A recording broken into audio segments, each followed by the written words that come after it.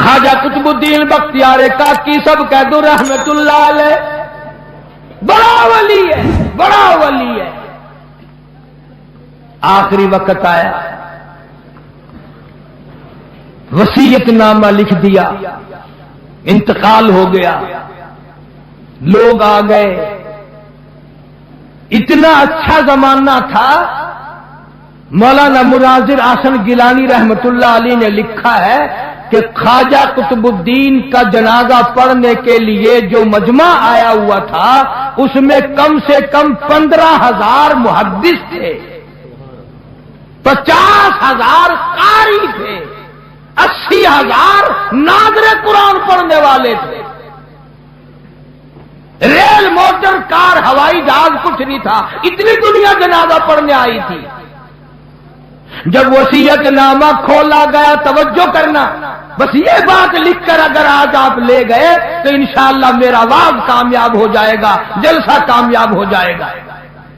وصیت نامہ کھولا، اس میں لکھا ہوا تھا میری نماز جنازہ وہ آدمی پڑھائے، میری نماز جنازہ وہ آدمی پڑھائے جس میں 3 شرطیں پائی جائیں۔ میری نماز جنازہ وہ آدمی پڑھائے جس میں 3 شرطیں پائی جائیں۔ پہلی شرط یہ ہے ساری زندگی میں، ساری جوانی میں آج تک ایک دن بھی اس کی جماعت کی نماز تو کیا تکبیر اولا بھی فوت نہ ہوئی ہو۔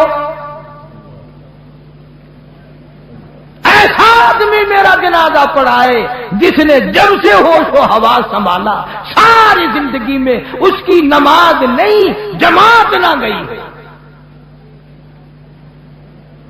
پہلی شرط تو یہ، اور دوسری شرط یہ ہے میری نماز جنازہ وہ آدمی پڑھائے جس کی ساری زندگی میں کبھی تہجد کی نماز قضا نہ ہوئی ہو۔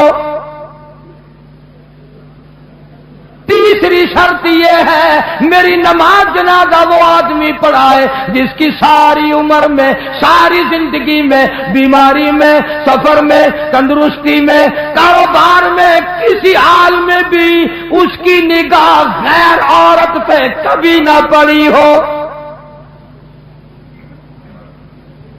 غیر محرم عورت پہ اس کی کبھی نہ نظر پڑی۔ اب یہ تینوں شرطیں بڑی سخت، وصیت نامہ پڑھ کر سنا دیا گیا، کوئی آگے آنے کو تیار نہ ہوا، نہ محدثین میں سے، نہ مفتیوں میں سے، نہ قاریوں میں سے، نہ عالموں میں سے، نہ حافظوں میں سے، کوئی آگے آنے کو تیار نہیں۔ کیوں؟ سب کو یاد تھا بھی جماعت بھی کبھی نہ کبھی نکل جاتی ہے، تہجد بھی رہ جاتی ہے، اور دوستو سچائی کا زمانہ تھا، اس لیے کوئی آگے نہ آیا۔ اگر آج کوئی یہ وصیت نامہ لکھ کر رکھے گا انشاءاللہ بغیر جنازے کے تشریف لے جانا پڑے گا۔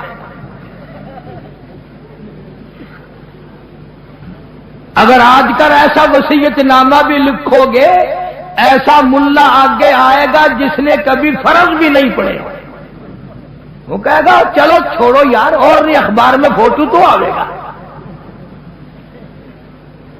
تینوں شرطیں بڑی سخت، خواجہ قطب الدین بختیار کاکی رحمت اللہ علیہ کی لکھی ہوئی شرطیں۔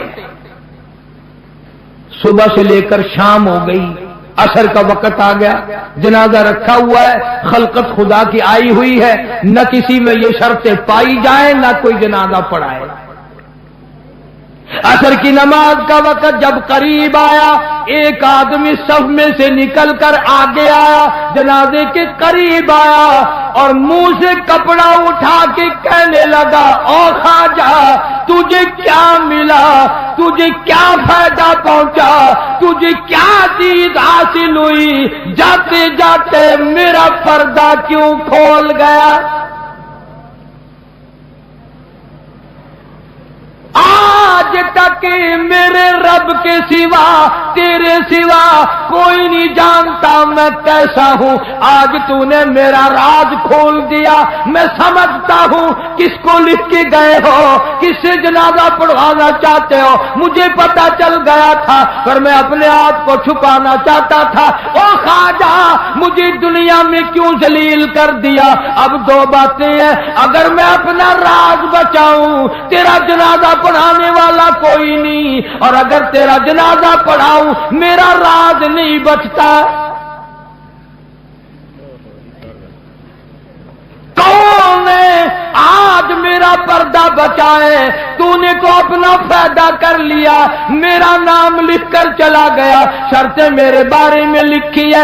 آج کے بعد دنیا مجھے کیا کہے گی؟ ابھی موت نہ جانے کتنا دور ہے. اگر اس کے خلاف ہو گیا میں کالی کملی والے کو کیا منہ دکھاؤں گا؟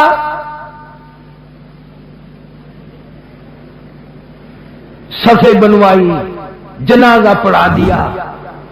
اور پشاور کے لوگوں, تم میں لکھے پڑے لوگ بھی ہوں گے, میں تاریخ کی طرف سے ذمہ داری سے کہتا ہوں کسی نے اعتراض نہیں کیا کہ تیرے اندر یہ شرطیں نہیں پائی جاتی. اب جس نے جنازہ پڑھایا تم یہ سوچ رہے ہوگے کہ پتہ نہیں کس خانقاہ کا ولی ہوگا, کون مفتی ہوگا, کتنا بڑا پیر ہوگا, کتنا بڑا بزرگ ہوگا, خدا جانے پہاڑوں میں رہتا ہوگا. نہیں, اسی وقت میں جب یہ خواجہ کا انتقال ہوا ہے, فوت ہوئے ہیں, اسی وقت کا حکمراں دلی کے تخت پہ بادشاہ کرنے والا خواجہ شمس الدین التمش تھا.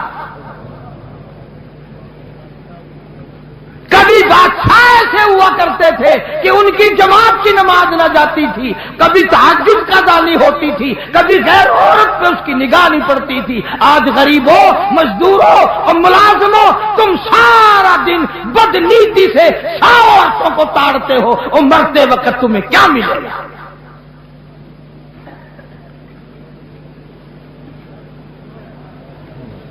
اور یہ لازمی بات ہے, جب بادشاہ متقی ہو, جب بادشاہ اتنا بڑا ولی اللہ ہو, جب بادشاہ اتنا بڑا دین حق کا پابند ہو, تو رعایا کا کیا حال ہوگا؟